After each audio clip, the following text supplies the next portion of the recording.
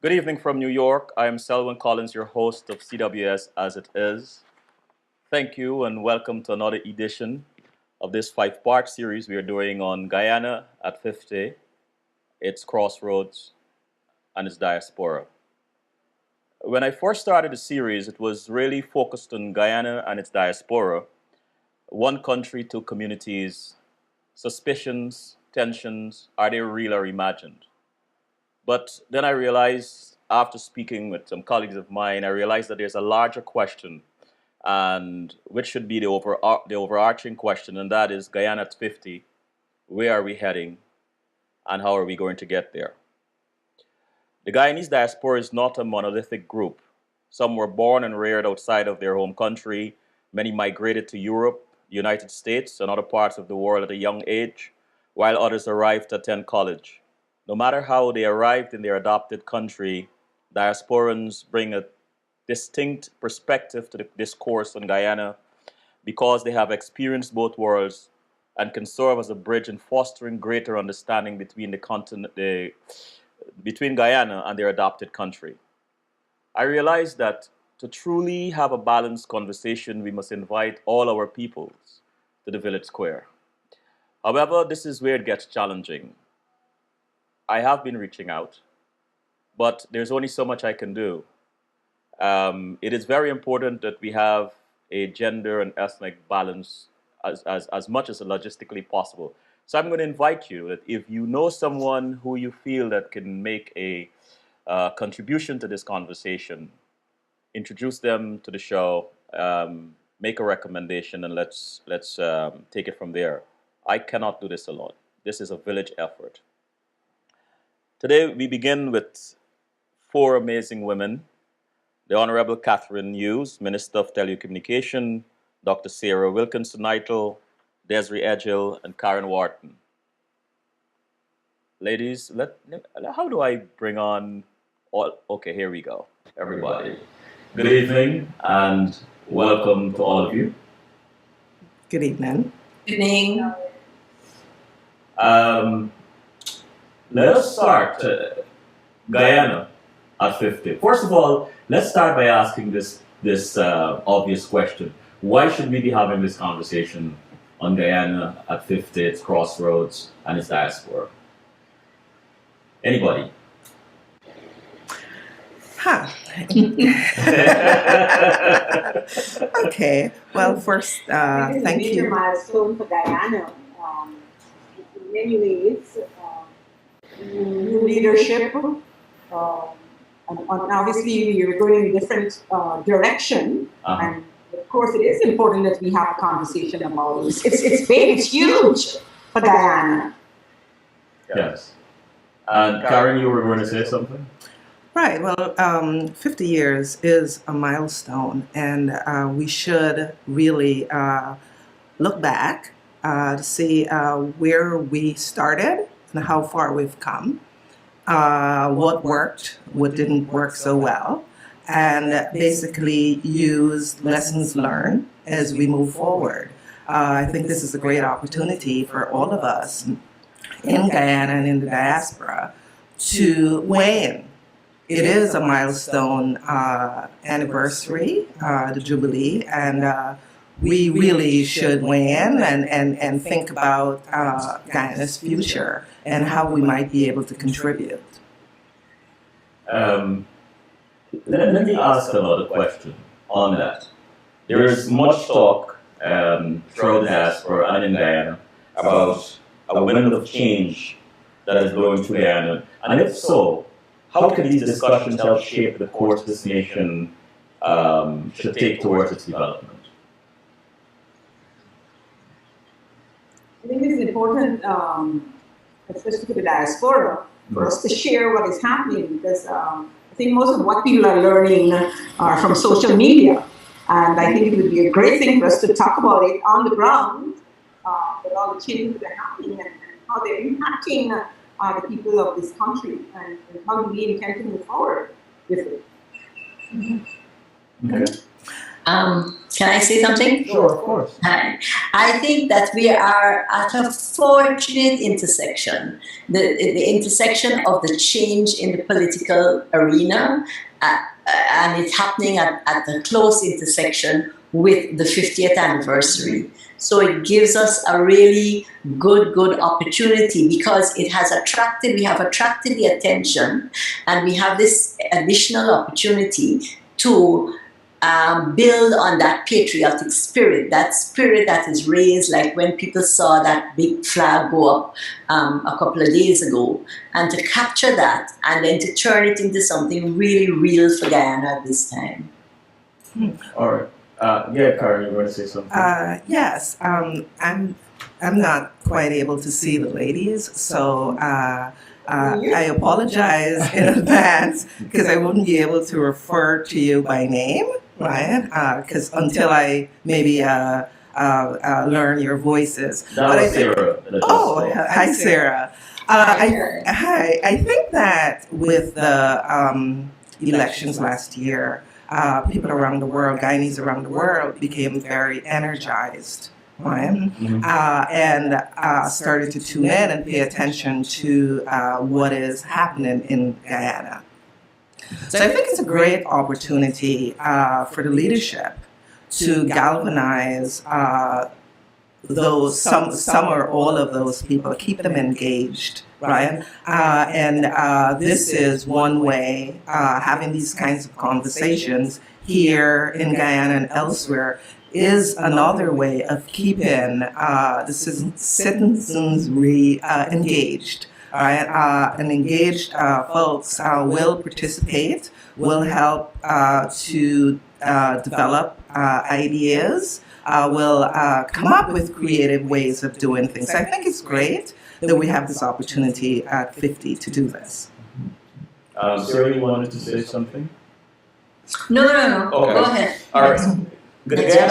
Guyana is at a crossroads. One way leads to exclusivity and status quo of the past, the other to a decent and inclusive modern state.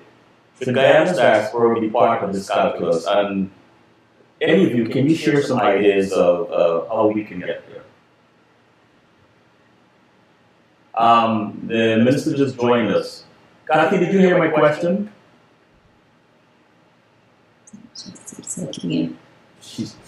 Kathy? Hi, Kathy. All right, she's probably working her song out. Anybody wants to tackle that? Any ideas how we can move the country forward? Any ideas, whether it's business, whether it's going back and doing outreach, whatever. Karen, you and a team of people from the QC alumni just came back from Guyana. Things like that. Well, I think all of the above, actually. Mm-hmm. I mean, Guyana is a huge country geographically, but in terms of population size, not really. Right? So I think to move the country forward, to continue to move the country forward, will basically require all of us to roll up our sleeves and assist. And we each have our own, specialties, our own gifts. Not all of us have the same skills, right? So to the extent that we do have something to offer, I think we should. Mm-hmm. And each one to his or her own ability. I think that would be helpful. And the diaspora has always been involved. It's just in a different way. When you look at people outside of Guyana, families sending monies and goods back. This has been happening for decades. So we haven't only now started to become involved, we're just involved in a different way. Anybody else? I think that people always have this idea of looking back.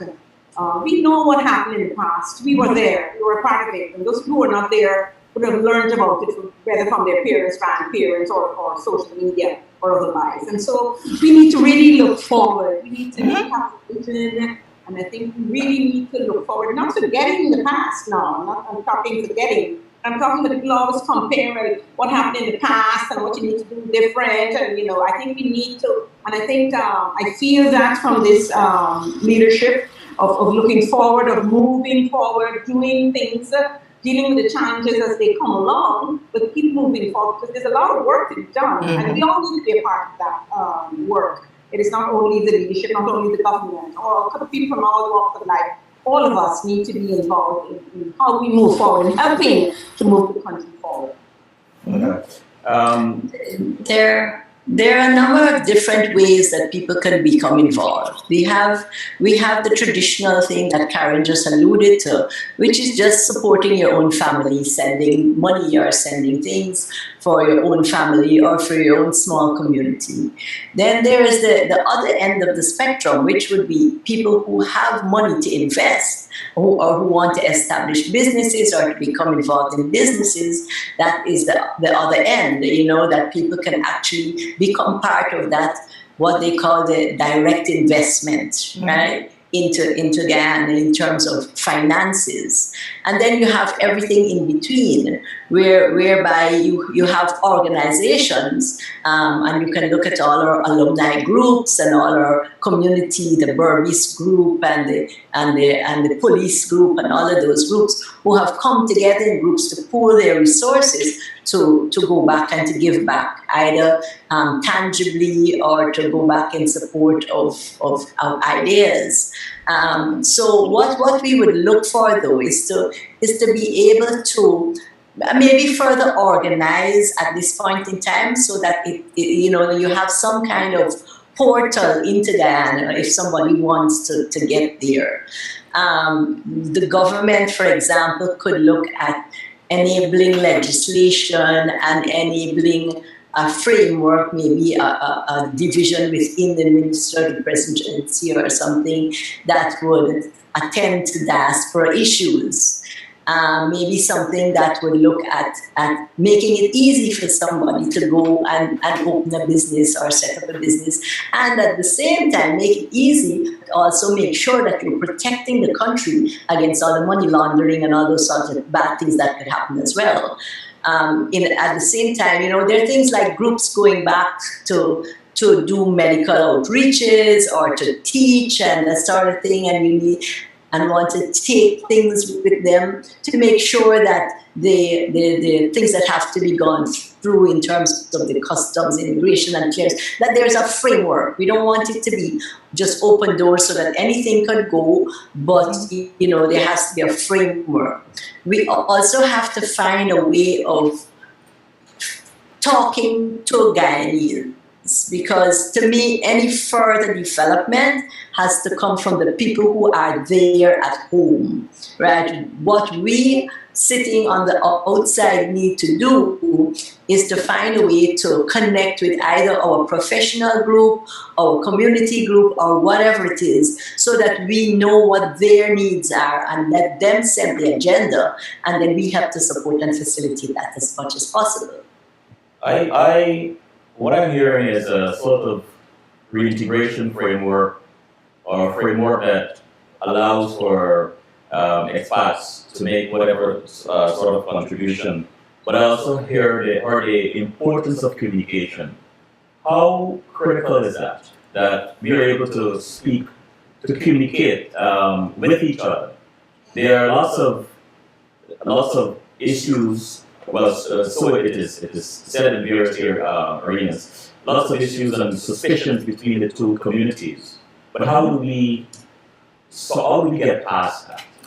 Okay. I think that as with any project, whether it's here in the United States or in Guyana, projects need to have advocates. And I've found that the stronger my advocate or the project's advocate is in Guyana, right, the better the outcome. Having someone on the ground, Ryan, really it does facilitate better communications and all of the other things that are required to get a project off the ground and make it successful. So I do think communication is very important. There are suspicions, right? People are suspicious. People feel that, we're the outsiders are coming in and telling them what to do. And sometimes that is absolutely true, right? So we do have to be sensitive, I think, to some of that. We do have to know our audience and know that it is there. The suspicions are there, but I don't think that should deter us. I've always tended to basically address those concerns head on, Brian. But I can't afford to sit back and not do anything simply because someone in Guyana thinks that, my group and me are going to go down there. We're going to go there and tell them what to do, right? Because there is need, right? So it's like you do have to have a multi-pronged approach, right? You focus on your project, right? Try to find an advocate for your project, right? And as concerns are raised, you address them. You address them head on in an honest and forthright and respectful manner, right? And keep it moving. Minister Hughes, is your sound working? Can you hear me? Yes, wonderful. So this is the question I have for you. How do you believe the country should be tapping into or taking advantage of these untapped resources in the diaspora, the talent and skills? Are there any mechanism being addressed, about to be implemented, that will tap into these skills and talents? Yes, definitely. In fact, currently the mechanism is through the Ministry of Foreign Affairs. But they're actually expanding that part of the ministry into a full department for the diaspora. In terms of the initiative or the belief of the government, we recognize, and I have supported this personally, that the majority of the skills that we need to help build Guyana is out of Guyana in our diaspora. So it's very, very important to be able to harness that support. And I know some of the previous speakers were talking about the fact that we do it on the level of our alumni associations, their medical teams that come down. Several different churches, community groups are already doing that. But it is the intention to really develop a department of the diaspora that comes under the Ministry of Foreign Affairs. In fact, through the Ministry of Tourism, we have actually worked with Minister Carl Greenidge, and we've already started identifying in each of the consulate offices an individual that will look at the issue of investment and also tourism for us. And just recently, we've shipped off quite a bit of material that we can promote Guyana at those entities. We have found that the embassies and the High Commission offices, which of course are a jumping off point, have in fact themselves not been adequately prepared, sometimes don't have enough information, and basic in the case of tourism information, that has been absent. So that's kind of the things that we have already started working on. But I want to mention that in Toronto in June of last year, and also in Toronto in November of last year, we've had very large delegations of ministers and representatives from the government, and they've actually held investment seminars and meetings that are targeting to informing our very important members of the diaspora how they can assist in the development of Guyana. And in fact, in Fort Lauderdale in, I think it's either May or June, there is a similar conference that is being targeted. So I think we are working on that and trying to put in place concrete systems that we can pull in more in an organized, systematic way, the assistance that the diaspora can offer. So once these things are implemented, these mechanisms are implemented, what will be done to reach out to the diaspora and inform the diaspora, because communication is very important. Inform the diaspora that this institution or these institutions exist and how they can participate. Well, this is where I said that in each of the markets we intend, and I know it's happened already in Canada on 2 occasions, and it's happened in New York also. I must admit to my friend in Jamaica, we haven't done enough work in the Caribbean region, but we have gone out with investment promotional events where we've linked in with a range of Guyanese residents and business people. Mm-hmm. I, for example, when I was in Canada at the start of August last year, made a lot of contact with individuals in the Toronto area. And I know we had 5 ministers of government that went again to Toronto in November. So the importance of communication is definitely on the agenda through the embassies, through social media, through active campaigns. We need to get more and more information out. I'm happy to say that Minister Gaskin just recently has hired a new head for Go Invest. Because again, Go Invest is the investment arm of Guyana, needs to be able to do a lot more than it has done in the past. I'm happy to say that I know that there are still quite a few individuals and persons that have projects with Go Invest as we speak that are in the diaspora. So it really is letting the diaspora know where it is that they can tap in. In the past, I think everybody's doing something on a very localized level, and it's not being looked at on a comprehensive level that can directly impact in a strong way when we talk about developing our country. I'm so glad you mentioned that you've been ignoring the Caribbean. I was going to put in our plug because we do feel, I know our dollar is not as big as the American and Canadian dollar to some extent, and but we do feel that we have a very close connection to Guyana. And if you put all of the diaspora that is in the whole of the Caribbean together, we are a significant number of people as well. We feel that we haven't separated ourselves as much, so that we have such a close connection. We know the pains that Guyanese people have gone through and are going through, and we can contribute. And we have some plans here that we're going to be trying to get our honorary consul here to talk to the government about.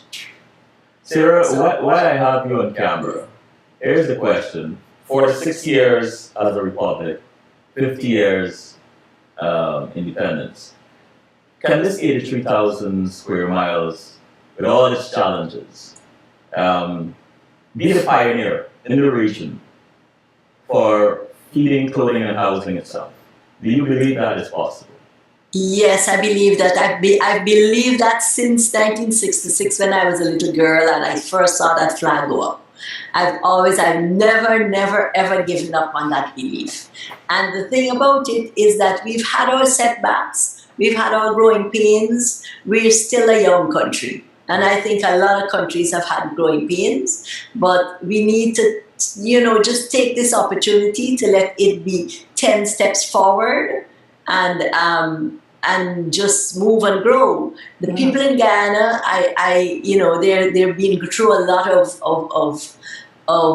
suffering and a lot of problems that we've all witnessed, and we need to just find that. One of the things I would like for us to look at is to try and get ways so that Guyanese people can get exposure to what is possible in the world at large. Because going back to Guyana on the times that I've been back and having conversations with some people, and also some of the conversations with young people who have come up to Jamaica, we have groups of students from time to time, and conversation when they come here and they see what Jamaica, a country not very different from Guyana, you're still in the Caribbean, still having its problems of its own, and they can see what Jamaica has to offer. They say, wow, then they start to see a little bit past the constraints and the blinkers of what Guyana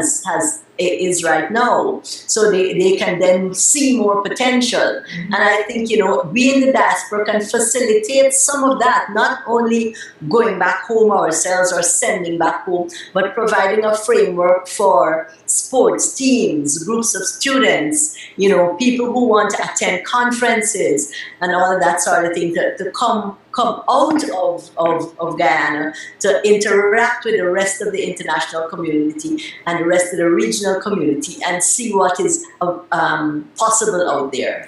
Yeah, I think Sarah. Yes. Can I interrupt and just say that that's a very good point. And one of the things that surprised me since I have, been part of the government is that a lot of the meetings, it's almost as if it was an unwritten rule, or there was a lot of apprehension in allowing Guyanese professionals, individuals in some of the ministries, in some of the private sector organizations that might have depended on the government okaying their attendance at regional events, regional conferences, because we as a country have not been represented sufficiently. And so now the push is on, even in the aviation sector and even in the tourism sector. Things like the CTO conference, which I went to last year, which happens every year, which is the State of the Industry conference. You would have thought that Guyana would have had a representative there at that one time every year. And the reports are the same, that on so many of these initiatives, they are excited to see people from Guyana now attending these regional organizations, the conferences, the workshops. And the criticism has been made that, where's Guyana been all this time? So I'm glad that this government has a different approach, because unless we let our people go out, unless they are exposed and are able to share their skills and knowledge, we will not be in the game at the level we want to be and should be. Yeah, I think I totally agree with both Minister Hughes and I think it was Sarah, Yeah. Ryan.